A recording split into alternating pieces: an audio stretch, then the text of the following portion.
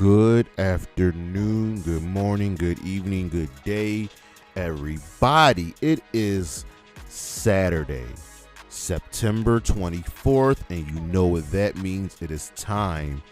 Well, it's time for the High Risk Wrestling Podcast. I am your host. I am the honorary Oos. And we got a nice little show for you today. As always, first things first, check out the socials. Charismatic Creations on Facebook, Tumblr, and YouTube.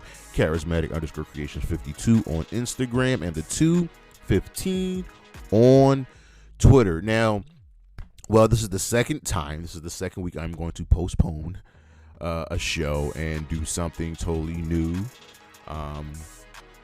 That's why I have these schedules subject to change. But today we were supposed to do the end of NXT 2.0, but it's not over yet. They have one more show.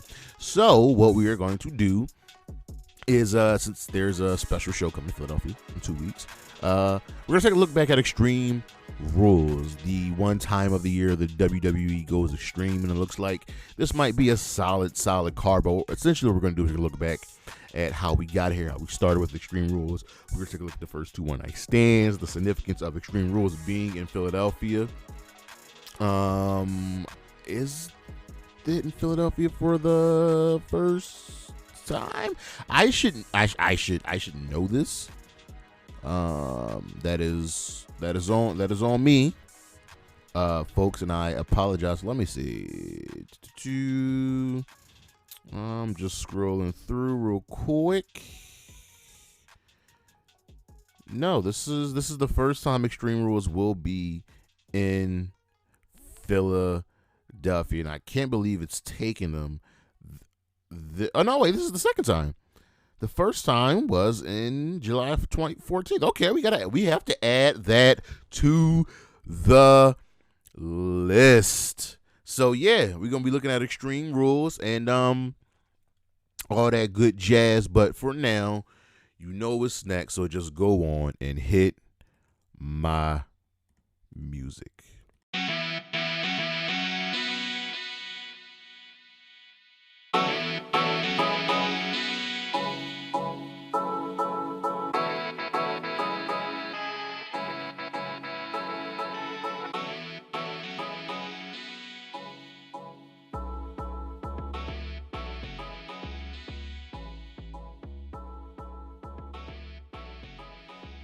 There has been a dearth of news, and we listen. We gonna rock out with it. So let's just go. SmackDown last week, not yesterday's show, but last week on the 16th did 2.086 million views with a 0.49, and the 18th of 49 demo. That is down from the previous week of the 9th. They did 2.2 million viewers, but it's okay. They're doing over 2 million viewers, which is never ever a bad thing. Christopher Daniels, it sounds like he's getting close to the dying down his in-ring career.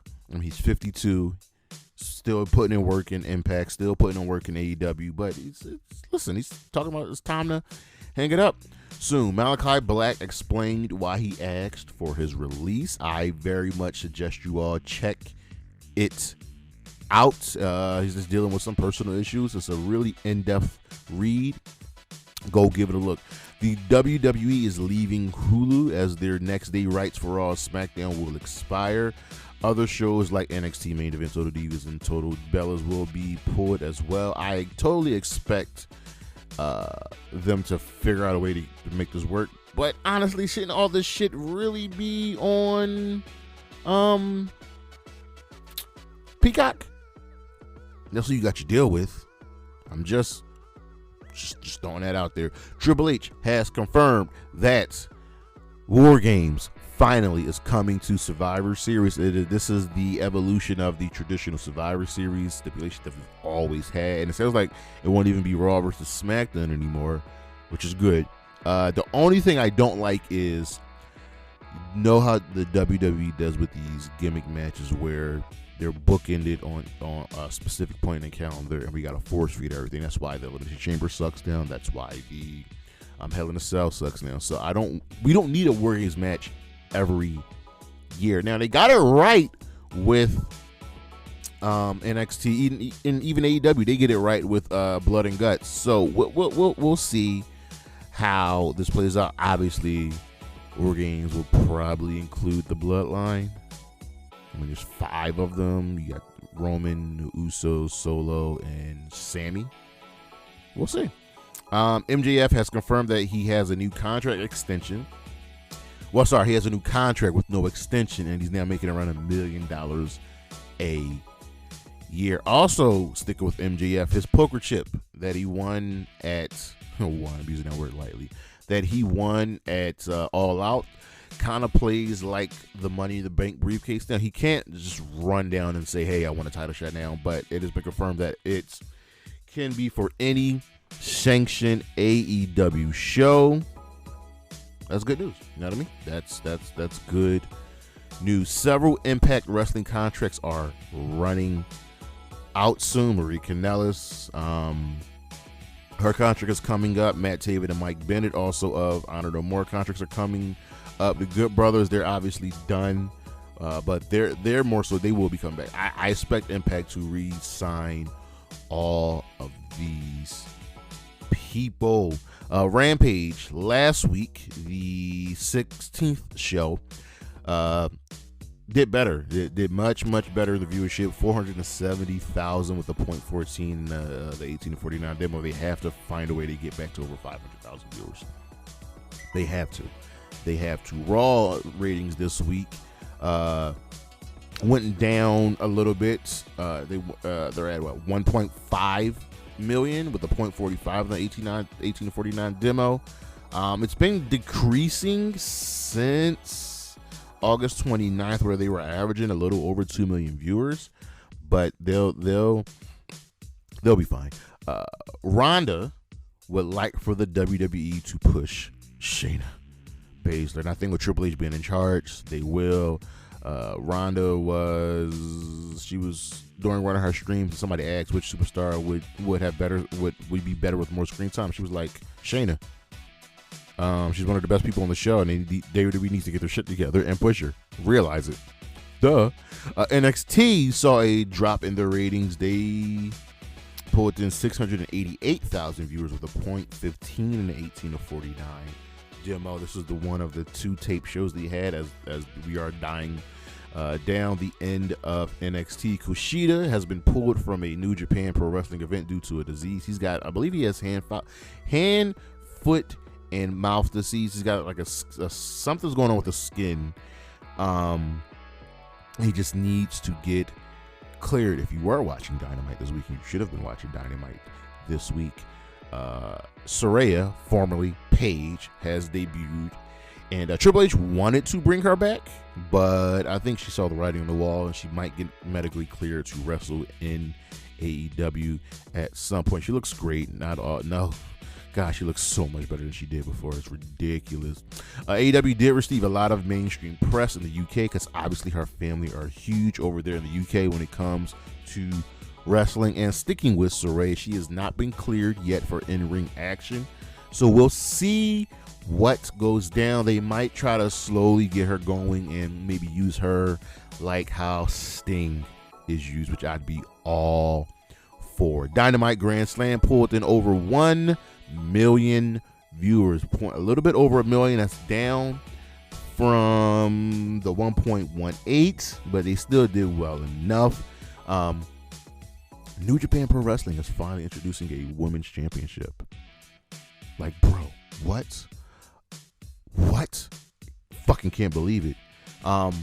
Kairi, who you know, a lot of you know as formerly as Kairi Hojo and Kairi Sane, is in the tournament. She gets a first round bye. She will take on the winner of the Alpha Female versus Ava White. So essentially, what's going to happen with the tournament is whoever wins the tournament finals will be at the championship match at the New Japan Stardom Historic Crossover Show on November 20th, and then the championship will get defended for the first time at Wrestle Kingdom in January. That is going to be awesome. Back to AEW. Grand Slam is AEW's first ever $1 million TV gate. They pulled in just a little over $1 million. The place was it completely sold out? I mean, they distributed a little over 13,000 tickets. It looked like it wasn't completely sold out because there were still empty seats, but that's a big place. You know what I mean? And lastly, announced at Victory Road last night, one of my all-time favorites. One of my all-time favorites. Raven has been announced as the next entrant into the Impact Wrestling Hall of Fame. You guys, listen, I don't know how I gotta say it over and over again. Raven is one of my all-time favorites, one of the all-time greats, man. I am so happy about that. But that's the news, and we shall be right back.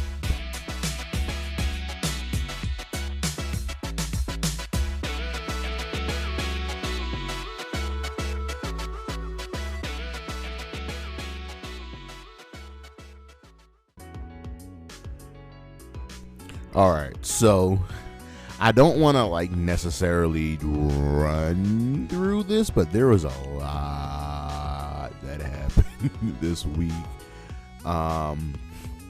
with our show. So let me try to be quick but easy. That makes sense. So Monday Night Raw was a solid show we had an okay build to Extreme Rules, which again is next Saturday here in Philly. We opened up with, guess what, a match. Lashley retains the U.S. title with a distraction from Riddle. And here's the thing. I think every match on Raw Monday involved a distraction. Every single one of them. But Lashley retained the U.S. title. I like that we're building up the United States Championship. We're building up Seth. We're building up Riddle. I want to see what's next for all three of these guys. Damage Control celebration. They were celebrating their tag team championship win, which happened 2 weeks ago. And it's pretty much them taunting Alexa and Bianca. And Alexa, Bianca, and Asuka come out. A fight breaks out. Well, first of all, before even the fight breaks out, they taunt Alexa because Alexa is average. She's basic. Like I said before, time and again, Alexa is not as good as any of the 5 other women in that ring. For sure. And a fight breaks out. Faces stand tall. Bayley will face Alexa in the main event. KO defeated Austin Theory with, guess what? A distraction from Johnny Gargano. Lord. The Brawling Brutes defeated the Street Profits. By the way, the Profits are Raw superstars. The Brutes are SmackDown superstars. Is the brand split over and they just didn't say anything? Roman's never on Raw, ever. Roman is never on Raw, so I'm curious as what they're doing. Rey Mysterio had a backstage promo talking about being a father, and he'll never fight Dom until eventually he fights Dom. Just saying. KO and Gargano will challenge the Alpha Academy next week. That should be a fire match. The Judgment Day had an in-ring segment. They've been doing a lot better recently. This leads to them taking on Riddle and Ray with, guess what? Dom distracting Ray and Riddle. And the Judgment Day wins, so that's another distraction finish. Seth and Riddle then fight. Ray and Rollins. Dom and Rollins both distracted during the match. Seth and Riddle had a fight backstage, and they will fight once again. But this time it'll be at Extreme Rules in a fucking fight pit. Let's go. We had a Miz TV segment with, The Miz. Loomis tried to take Miz again, and Ciampa stops him. Let's go. I need the storyline to pick back up what is Loomis's motivations, because Miz is kind of a good guy here at this point. And in the main event, Bayley beat Alexa Bliss because guess what? A distraction from Dakota Kai. Bro, every match had a distraction finish. Yeah, Simon Miller was correct in giving it down. Yeah. Over on Dynamite, we have night 1 of Grand Slam 5 championship matches. We opened up with Jericho defeating Claudio Castagnoli by cheating to win the Ring of Honor World Championship. Now he is an 8-time world champion and the most honorable champion on the planet.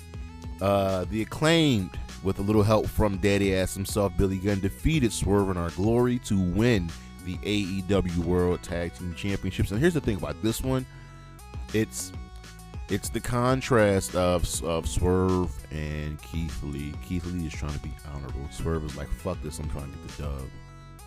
Curious to see if they're going to end up having a match against each other at Full Gear. FTR will have to go through the Gun Club to face the Acclaim. FTR has been the number 1 contenders in the rankings since like June, maybe even earlier than that. We had a nice little segment between Wheeler Yuta and MJF. Wheeler was getting interviewed. MJF interrupted. They had some words. Wheeler held himself accordingly. They got physical. And Wheeler had the upper hand until W. Morrissey came out because, he's on that payroll. And Wheeler was taken out by MJF. Pac retained the All-Atlantic Championship over Orange Cassidy by cheating. I really thought Orange Cassidy was going to win here. That was my prediction, that Orange Cassidy was going to win this match. Toni Storm retained the AEW Interim Women's World Championship, defeating Athena, Britt Baker, and who am I missing? Serena Deeb.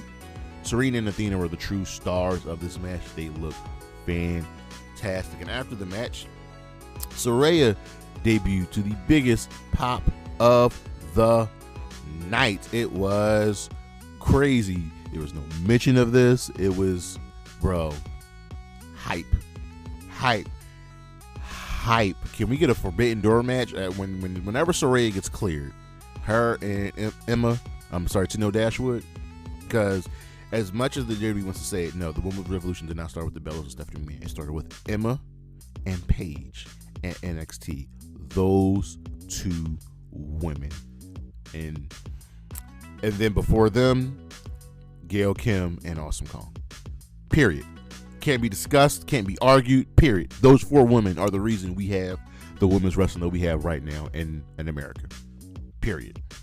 In our main event, Jon Moxley defeated Bryan Danielson to win the vacant AEW World Championship. He is now a 3-time world champion. I thought Danielson was going to win.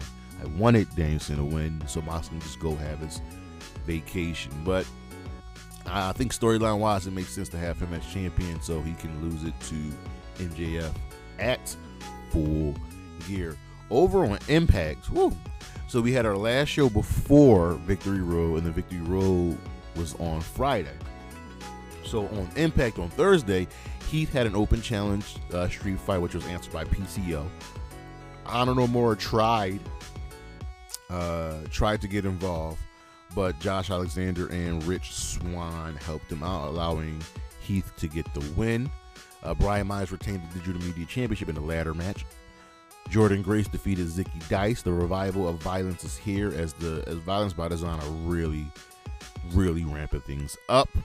The Motor City Machine Guns defeated Aussie Open to become the number 1 contenders for the Tag Team Championships. I believe that match will be at Bound for Glory.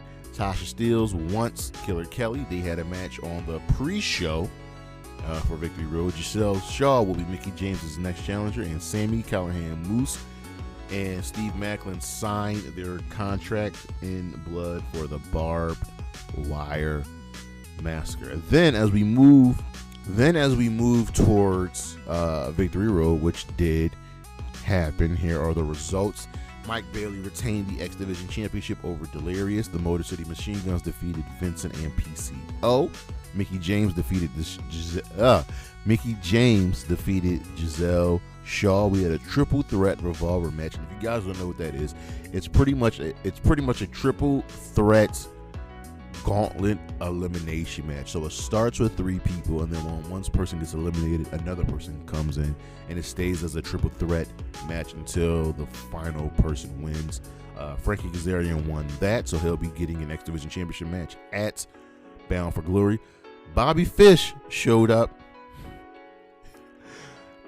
He had the open challenge, and he got Raj Singh and Shira. I guess Bobby Fish is in Impact Wrestling now. Honor No More, Matt Taven, Mike Bennett, and Eddie Edwards defeated Heath, Rich Swann, and Josh Alexander. Jordan Grace defeated Max the Impaler, and in the Barbed Wire Massacre, that was won by Steve Maclin. He defeated Moose and Sami Callihan. Over on SmackDown, we had to continue to build up multiple storylines, but alas, no White Rabbit. We opened up with an in-ring segment with the Bloodline. And essentially it was the induction of Sami into the Bloodline. He got an honorary Oos shirt. Jimmy was not. First of all, we thought Sami was about to get murdered, and Jimmy was like, Roman told Jimmy to get him to take the shirt off. Jimmy was snapping. Then Roman gave him the shirt. And then Sami's good with Solo and Jay. So he's good with Solo and Jimmy. Jay's the one that's fucking snapping. It's crazy. Sami's going to be in a huge baby face. Liv Morgan defeated Lacey Evans and then got extreme after the match, putting her through a table and taking her out with a kendo stick. Okay. Hit Row had a watch party, pretty much ended with Los Lotharios attacking them, so we'll get that match next week. Solo Sikoa destroyed Ricochet and Riddick Moss. Madcap Moss as they were taunting Sami Zayn. The New Day defeated the Maximum Male Models, and we're slowly building towards finally Max Dupree shifting back to LA Knight. Braun Strowman beat Otis. Drew McIntyre and Karrion Kross will have a strap match at Extreme Rules. They had a little fight. There was a botch, but they recovered very, very well. Raquel Gonzalez beat Dakota Kai in a minute. Less said about this one, the better. And the Usos retained the Tag Team Championship over the Brawling Brutes after Imperium got involved. Over on Rampage, night 2 of Grand Slam, 8 matches. And the one thing that annoyed me about this was 8 matches, 1 women's match, and that match was a squash. That pisses me off. Pisses me off so fucking much. But our opening match was Stinger, Darby Allin defeating the House of Black in a no DQ match. Julia Hart got put to the table, but Stinger, Darby Allin won with a little help from the Great Muta. A longtime rival of Sting helped them win, and Sting will be a part of Great Muta's last match before he retires next year. Hook and Action Bronson defeated 2.0. Action Bronson took no bumps, never once landed on his back. It was short tackles and clotheslines. That was it. Wardlow and Samoa Joe defeated Josh Woods and Tony Nese. Jungle Boy and Rey Fenix had a banger of a match. Jungle Boy won that. Luchasaurus attacked Jungle Boy after the match. Eddie Kingston beat Sami Zayn with his stretch finisher. I think it's called the Stretch Plum finish, Stretch Plum submission. But he wouldn't let the submission go, so Paul Turner overturned the results and gave the win to Sami. Jade Cargill retained the TBS Championship over Diamante and made quick work of her. This match went 3 minutes. This is what I mean. Why weren't there other women's matches on the fucking card? Hangman Page won the Golden Ticket Battle Royal and earned himself a World Championship match. And in the main event, Ricky Starks defeated Powerhouse Hobbs in a lights out match. So that was a lot of rest. That was pretty much a pay-per-view.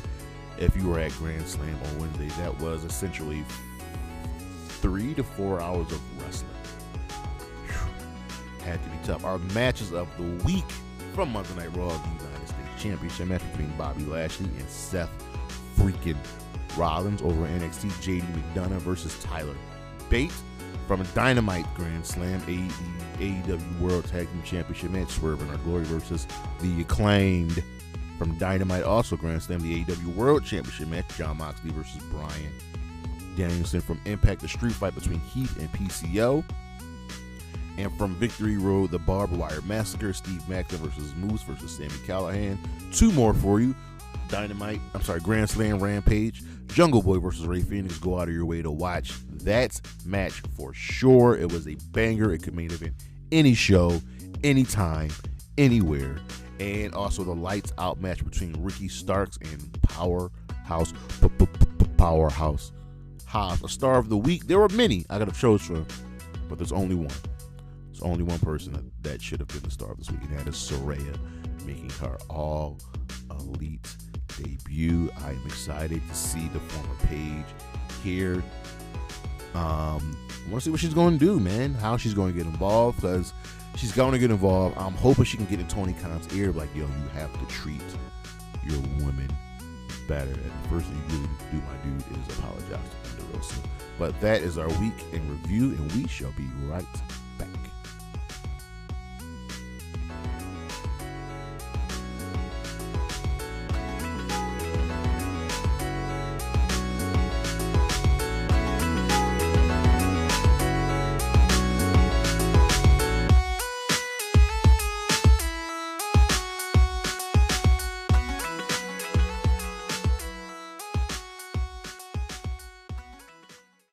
Extreme Rules. This event has been a mainstay on the WWE calendar for nearly 15 years now. Randomly, I have hiccups, whatever. But it's an event that we experience time and time again, and the next Extreme Rules will be in Philadelphia. This is the second Extreme Rules in Philadelphia. So we're going to take a look back at some of the Extreme Rules events, how they started, where we're going, and I'm excited about all of that. The last WWE pay-per-view I went to was, I believe, was it the Royal Rumble? I think it was the Royal Rumble, because I didn't go to the Elimination Chamber, which was the last pay-per-view that the WWE had before the pandemic. And that was in Philly, the Chamber. So let's dive into it. So the question is, where should I start? Should I talk about Extreme Rules, the event? Should I talk about where the birth really came from? And I think that's where we'll start when it comes to Extreme Rules. So Extreme Rules came out of the One Night Stand pay-per-view. Now, if you don't know what One Night Stand is, this is why Jeremy is here for you. Okay, so One Night Stand was a kind of a tribute show for ECW, and ECW was done. It was gone, and the WWE decided, hey, we're gonna do a tribute show, right? And it stemmed from the rise and fall of ECW documentary that was amazing. The success of these two shows spurned the birth of the ECW brand for the short time that it was here. Do I need to dive into ECW? I'll give you a quick rundown. ECW was a wrestling promotion created here in my city, Philadelphia, by one Paul Heyman, okay, and Todd Gordon. It did one thing. It was to differentiate themselves from the WWE and WCW. They were extreme. Blood, tables, ladders, thumbtacks, scaffolding matches. They took things to, no pun intended, the extreme. And it was so popular that the WWE and WCW had to pay attention. That's all you get. You really, if you're really here not knowing about ECW, we've got some work to do. We've got some work to do, but I digress. So one night stand. The first one night stand event was the tribute show, June 12th, 2005, in New York City at the Hammerstein Ballroom.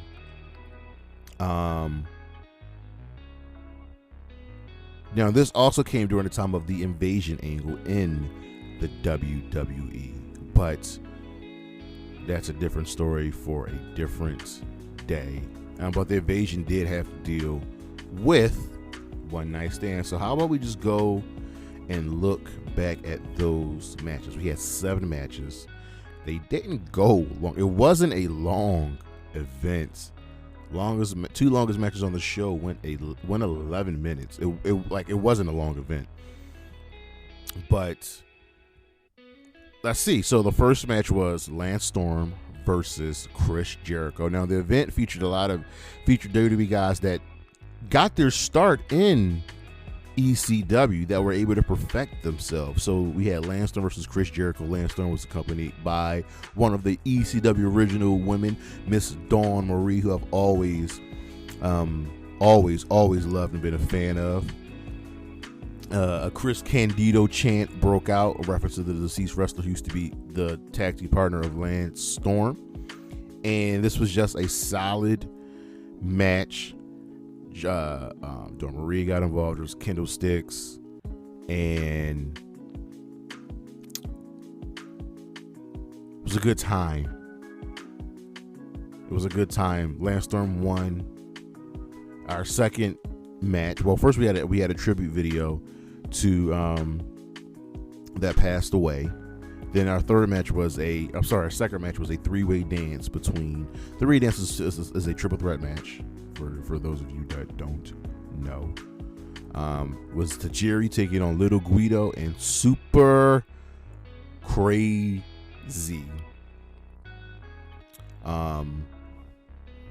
Again, another crazy. Well, it involves Super Crazy. I mean, come on, man. It involves Super Crazy. Tajiri was accompanied by the Sinister Minister himself, Father James Mitchell, and Mikey Whipwreck.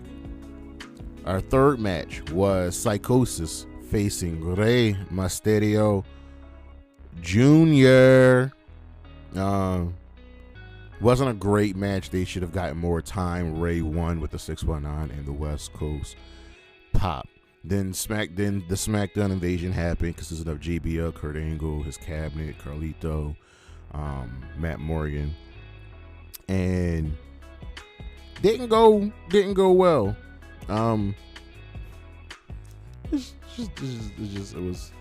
Next up, we had RVD with Mr. Bill Alfonso. He was taking on. Make sure I think it was a tag match. RVD didn't wrestle on this show. Like, it's crazy. RVD interrupted the promo. That's crazy. RVD did not wrestle on the first one night stand. And we ended up Sabu versus Rhino, which Sabu won. Okay. See, this is why we go back and look at history, everybody. Damn it. Next up, we had the Raw Crusaders come. Just wasn't great. In my opinion, the match of the night was Mike Awesome versus Masato Tanaka. This was, oh my God, chair shots, many awesome and crazy bumps. This was ridiculous, but it was definitely, for me, the match of the night. Then we had Paul Heyman come out and just cut a crazy. It's Paul Heyman. He's great at his promos. He just, oh my God, destroyed everybody on the mic, especially JBL. Oh my God. And our main event was the Dudley Boys taking on Tommy Dreamer and Sandman in the main event. This was nuts. Sandman came out to the Enter the Sandman theme played by Metallica, with the fans loving it because Sandman was that over. The BWO came out to get involved. Kid Cash interfered. Boss Mahoney interfered. Axel Rotten interfered. Like, this was great. Impact players, Biola, Francine. We gotta, like, this joint was crazy. Oh my god. And it ends with the heart and soul of ECW in the ring, Tommy Dreamer. So that was the first one night stand. The second one night stand is remembered a lot more fondly. Taz just choked out Jerry Lawler. This was built off the backs of years and years and years and years and years of Jerry Lawler just shitting on ECW, and he finally got what he deserves. Kurt Angle defeated Randy Orton. Now you're wondering, why is Kurt Angle wrestler Randy Orton on this show? Kurt Angle was part of the ECW brand at that point. The FBI defeated Super Crazy and Tajiri. Rey Mysterio and Sabu ended in a no contest. This was an Extreme Rules match for the World Heavyweight Championship. Rey was the world champion. Edge, Mick Foley, and Lita took on Tommy Dreamer, Terry Funk, and Beulah McGillicuddy in a hardcore match. Phenomenal. Boss Mahoney defeated Masato Tanaka in the main event. RVD defeated John Cena for the WWE Championship. These first two ones are, I fondly remember the second one night stand. I'm going to have to go back and watch the first one night stand. I might even need to order those on DVD. But because I want to see Dawn Marie again. I want to see Francine again.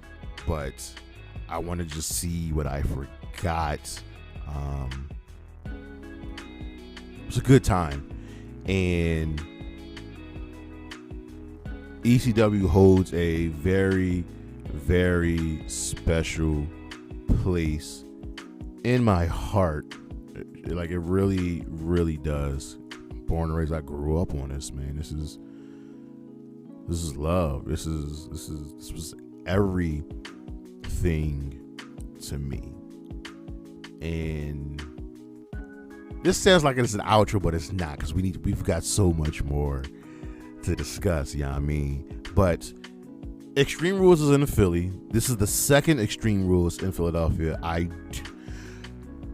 Now I have to go back and check out the first Extreme Rules in Philly.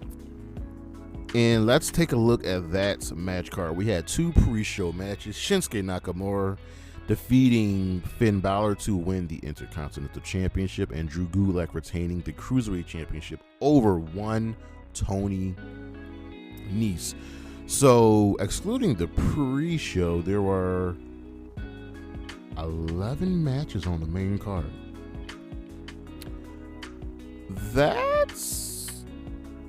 That's kind of crazy. I'm just sitting here thinking about it. It's kind of crazy that there were 11 matches on this card.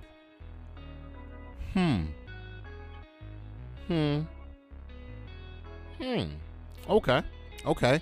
So our first match was this shows you. So as I'm going to go through this event, there may be something I remember. There's definitely going to be something I don't remember. First things first, who remembers The Undertaker, Roman Reigns taking on Shane McMahon and Drew McIntyre in a no-holds-barred match? Now, the WWE fell into this trope where Extreme Rules didn't have a lot of extreme matches. It's the one thing I hated. But Taker and Roman took on Shane and Drew in a no-holds-barred match. I don't remember this for the life of me, but they won because it's Undertaker and Roman Reigns. Second match was the Revival taking on the Usos. They were defending the Raw Tag Team Championships. The Revival, who you know as FTR, won. Second match was Aleister Black taking on Cesaro. So we're already 3 matches in on the main card, and no, we've only had 1 Extreme match. Bayley defending the SmackDown Women's Championship in a handicap match against Nikki Cross and Alexa Bliss. Fucking stupid. Braun Strowman defeated Bobby Lashley in a last man standing match. The New Day defeated Daniel Bryan and Eric Rowan and Heavy Machinery to win the SmackDown Tag Team Championships. AJ Styles defeated Ricochet to win the United States Championship. Kevin Owens defeated Dolph Ziggler. Kofi Kingston defended the WWE Championship against Samoa Joe. He retained. Seth Rollins. Now, here's what I remember. I remember Seth and Becky taking on Corbin and Lacey Evans with a winner-take-all match that if whoever wins got all the belts. So if Baron Corbin and Lacey Evans wins, they would have become WWE Champion and Raw Women's Champion. So, Universal Champion and Raw Women's Champion. And I remember this fondly for Baron Corbin giving Becky Lynch an End of Days, which was awesome. And then Brock cashed in his Money in the Bank briefcase and defeated Seth for the championship. So that's all I remember is just that End of Days. That's all I remember. And if you're looking at the card, 1, 2 matches were Extreme. Two matches had stipulations. That's really, really, really bad. You can't call a show Extreme Rules and not have extreme matches. Like, make it make sense. You know what I mean? Make it make sense. So the following year we had the horror show at Extreme Rules. This was during the pandemic era. And I hated that year they were doing all of these dumbass taglines for shows, and I hated it. I hated the taglines. So, did this show also have any extreme matches? Well, we had a pre-show match, Kevin Owens defeating Buddy Murphy. We had a tables match for the SmackDown Tag Team Championship, Cesaro Nakamura defeating the New Day. Okay, there's your first Extreme Rules match. Bayley with Sasha defeated Nikki Cross with Alexa Bliss, retaining the SmackDown Women's Championship. And this is what we all remember. Seth Rollins defeated Rey Mysterio in an eye for an eye match, with the winner only being declared if they extracted an eye of their opponent. Y'all remember the visual, right? Y'all remember the visual of Rey Mysterio holding this fake ass bloody eye. Stupid. It was fucking stupid. It was stupid. Really, really was. Asuka defeated Sasha Banks. It ended in a no contest. It was for the Raw Women's Championship. Asuka stayed champion. Drew McIntyre retained the WWE Championship in an Extreme Rules match against Dolph Ziggler. But here's the thing. The Extreme Rules stipulation only applied to Dolph Ziggler. McIntyre had to wrestle under normal single rules. Additionally, had McIntyre got disqualified or counted out, Ziggler would have won. Booking yourselves into a corner. And then Braun and Bray fought in a swamp fight. This was a cinematic match. We had a lot of those. And it sucked. I don't know what you want me to say. It wasn't that great. And then how about 2021 Extreme Rules? This took place in Columbus, Ohio. 6 matches on the main card, 1 on the pre-show, and guess what? There was only 1 extreme match. And we all remember how bad it ended. Liv Morgan on the pre-show defeated Carmella. The first match was the New Day defeating Bobby Lashley, AJ Styles, and Omos in a 6-man tag match. Random. No extreme stipulation. The Usos defeated the Street Profits, retaining the SmackDown Tag Team Championship. No. Gimme. Charlotte retained the Raw Women's Championship, defeating Alexa Bliss. Regular one-on-one match. Damian Priest, United States Champion, defeated Jeff Hardy and Sheamus in a triple threat match. Guess what? Even though triple threat matches are no DQ, so I guess you can say that, but again, nothing. Becky Lynch and Bianca Belair ended in a no contest. This was for the SmackDown Women's Championship. And in the main event, Roman Reigns defeated the Demon Finn Balor in an Extreme Rules match when the top rope snapped and Finn collapsed.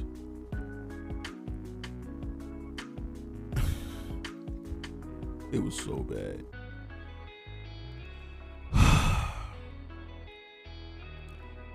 Needless to say, for me, guys, Extreme Rules haven't always been the best. They just haven't. This is supposed to be the one time of the year that the WWE goes extreme, and I just gave you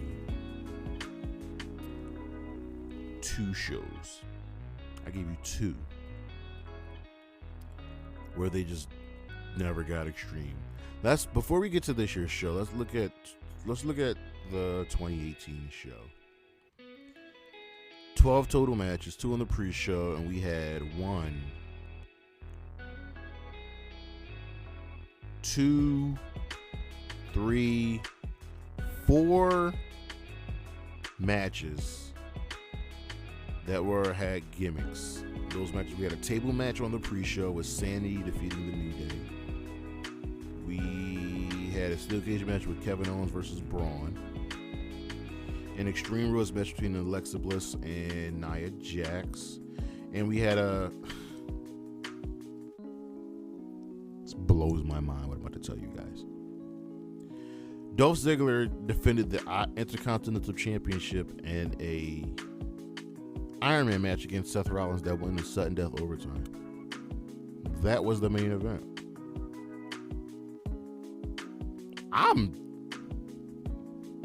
I'm shocked, flabbergasted, perplexed.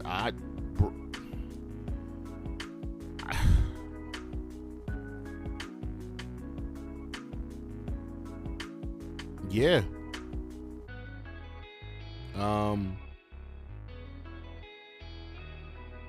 Yeah. So, yeah. I see, I'm shocked at the fact that the Intercontinental Championship main evented a show. That's what I'm more shocked about. But we have the 2022 show taking place in 2 weeks in Philly, and